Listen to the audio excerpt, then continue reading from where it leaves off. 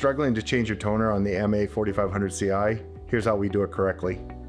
The first thing we have to do is, if it's close against the wall, whether it's on a stand or it's on a cabinet, is to pull it away slightly, enough to get enough room back there so when we open this up, push this all the way up and it will go into a locking state.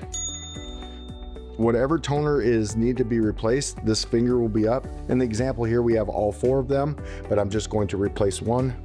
We simply lift up slightly. You'll grab your new toner, you will tap on it 3 or 4 times. You will shake it up and down, and then you will insert it with the color on that side, and it will lock into place. Once it is free and we start to close this, these fingers will go down and it will lock it. It'll prevent it from being able to be taken out. Once you close it, it should be as easy as closing it with 2 fingers. If there is any resistance, there is something wrong. It should be pretty free. Using 2 fingers, close it all the way. Once you have replaced your toner, inside of the box that it came in, you're gonna see a waste toner bottle. That waste toner bottle is located right here. You will open that up. You will push the button, it'll eject the waste toner bottle. Simply close.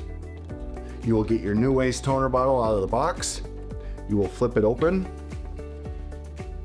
and insert back in. And you will close the cover.